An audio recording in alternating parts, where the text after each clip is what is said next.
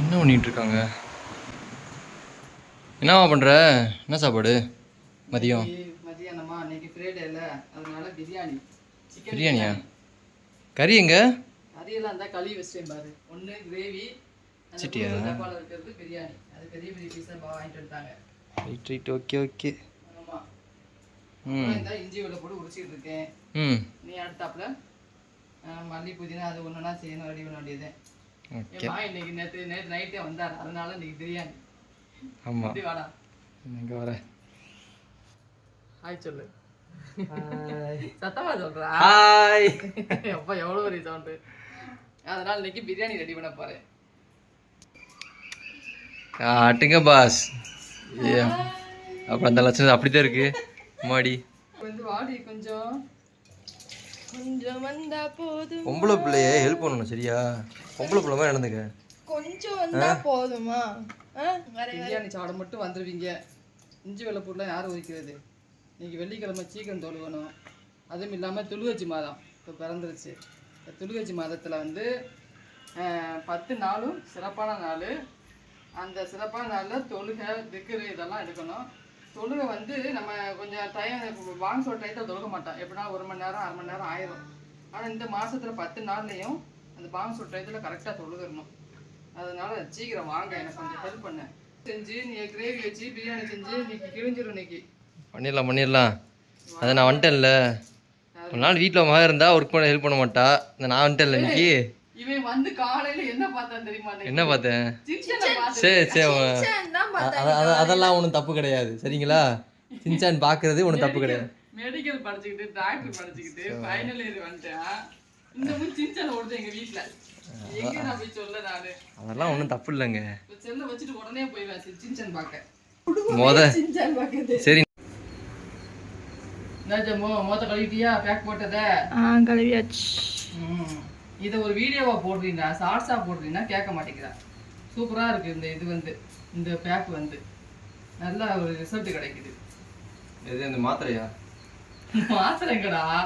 ஓ நீ அந்த மாஸ்க் சொல்றியா? மாஸ்க் இல்லடா. ஒரு மாத்திரை எங்க வச்சிருக்கா? அது எடுத்துட்டு வாயேன். இல்லடா, டை கம்ப்ரஸ்டு மோத்துல போட்டால அந்த பேக். மாத்திரை போட்டு தண்ணியை குடிச்சு போட்டுறா.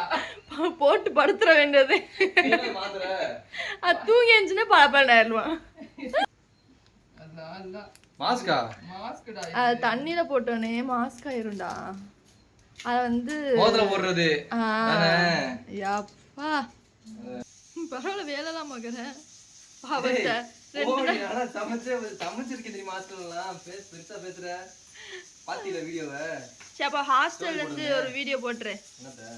ஹாஸ்டல்ல எனக்கா சமைக்கிறப்ப குக் பண்றப்ப ரூம் இருக்கு, அளவுக்கு காட்டினாலும் அதே அப்பா அப்படிதான் இருக்கும். அதான் பேச்சுலர்ஸ் ரூம் அப்படிதானே இருக்கும்.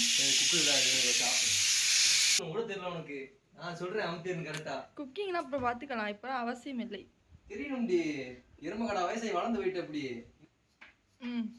இந்த வீடியோ பார்த்துட்டு உனைய பாரு. என்ன பண்ணுவாங்க பாரு, அவ்வளவுதான். சொல்லுடி, என்ன பண்ண போறாங்க? நான் எவ்வளவு வேலை பாக்குறேன். நீதானே கேமரா தூக்கி வைக்கிறோம் வேலையா?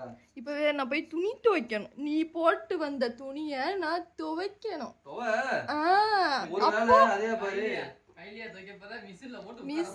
மிஷின்ல போடுறது எவ்வளவு பெரிய வேலைன்னு தெரியுமா?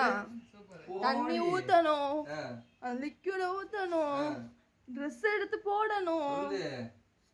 இட்லி காலைல இட்லி சாப்பிடணும், குழம்பு வைக்கணும், இது வைக்கணும், சட்னி வைக்கணும், தனி தனியா சொல்லுவ போல. அவ்வளவுதான். இப்ப இப்படி இருக்கா? வேலையை போயிட்டு என்ன கூத்து பண்ண போறான்னு தெரியல. அவன் பாவம் அந்த பையன். நான் முதல்ல சொல்லிடுவேன், தம்பி ரொம்ப சரியில்லை, சோறு ஆக தெரியாது, ஒண்ணும் தெரியாது, மேகியா போட்டு கொண்டுருவா, மேகி போட்டு சாப்பிட்டு சொல்லுவா. ஃபாஸ்ட் ஃபுட் தான் அதுக்கப்பா சும்மாவே கிம்ச்சி கமிச்சிட்டு இருக்கா. நீ மறந்துட்டு கல்யாணம் முடிச்சுக்கேன். அளவு அளவு அரிசி வந்துட்டு இருக்கேன். எத்தனைடா போட்டேன்? ஸோ அளக்கும் போது வந்து பேசி. சரி சரி சரி. எத்தனை போடணும்? எத்தனை? 5 கிளாஸ். 4 பேர், 4 பேருக்கு 5 கிளாஸா? நம்ம நைட்டு சாப்பிடுவீங்கல்ல, மறுநாள் பேரையும் நல்லா இருக்கும், அதனால 5 கிளாஸ் போட்டுருக்கேன். மறுநாளைக்கு 5 கிளாஸ். ஓகே. கறி எத்தனை கிலோ வாங்குறேன்னு கேட்குறேன். கறி நம்ம போடுறத பற்றி 1 கிலோ போடலாம், நல்லாவே இருக்கும். கறி எவ்வளோ போடுறோமோ அதுக்கு தகுந்த மாதிரி பிரியாணி டேஸ்ட்டாக இருக்கும். ஓ, கம்மியாக கறி அரிசியோட கம்மியாக போட்டோம்னா திரும்பி மறந்துட்டீங்களா இல்லை தட்டி சுடாமல் வரக்க ஆரம்பிச்சு அரிசி ஊற வச்சிட வேண்டியது. ஓகே. ஊற வச்சோம்னா கொஞ்சம் சாஃப்டாக இருக்கும். கழுவிடக்கூடாது ம் அரிசியை. பாஸ்மதியை கூட கழுவிடலாம் ம். வெந்தயம். இந்த அரிசியை கழுவவே கூடாது. கழுவு கூட சும்மா ஊற வைக்கணும். ஆமாம், கையில் தண்ணி ஊற்றி இப்படி அலசிட்டு சும்மா அலசிடணும். கையை வச்சுலாம் சும்மா அப்படி பிசையக்கூடாது. ஆ, ஓ அதை அந்த அரிசி தான் அப்படி பண்ணுவோம், மற்ற சாப்பாடு அரிசி அப்படி பண்ணுவோம். இது வந்து பண்ணக்கூடாது. தண்ணிலே மனம். ஓகே, ஊற வச்சாச்சு. எல்லாமே எடுத்து வச்சுக்கிறேன். ம். தேங்காய் எண்ணெய் மணத்துக்கு போடுறது. மனத்துக்கு இல்லைடா, டேஸ்ட்டுக்கு. டேஸ்ட்டுக்கு. சரி, டேஸ்ட்டுக்கு. ஏம்மா அந்த வீவிடி ஊற்றுற நீ வாட்டுக்கு தேங்காய் எண்ணெய் தானே, எதுனாலும் ஊற்றலாம். ஏதாவது போட்டிருப்பாங்கம்மா அதில். அதெல்லாம் ஒன்றும் போட்டுக்க மாட்டேன். பியூர் தேங்காய் எண்ணெய் தானே எல்லாமே வரும். ஆ, எடிபிள் அப்படிலாம் இருக்குல்ல. எடிபிள்னா அப்படின்னா எடிபிள்னா சமைக்கிறதுக்கு யூஸ் பண்ணுறதுன்னு அர்த்தம். ஆமாம், அதெல்லாம் கணக்கு வந்துட்டு ஊற்றி தேங்காய் எண்ணெயா ஊற்றி தாளிச்சிட வேண்டியது. அவ்வளோதான், முடிஞ்சு போட்டு தாக்கு. பிரியாணி ஆரம்பிச்சுலேருந்து இந்த கிளாஸும் இந்த கிண்ணம் தான் எனக்கு அளவு.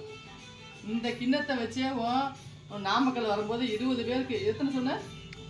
20, 28 அந்த மாதிரி 30 இருக்கும். பேருக்கு ஆ, இந்த அளவு வச்சே நான் ஊற்றி நான் சமைச்சு கொண்டு வந்து எப்படி 24 பேருக்கு பிரியாணி. பாருங்க அம்மா எப்படி அட்டி 50 கிராம் 50 தான் இருக்கும், 50 ml.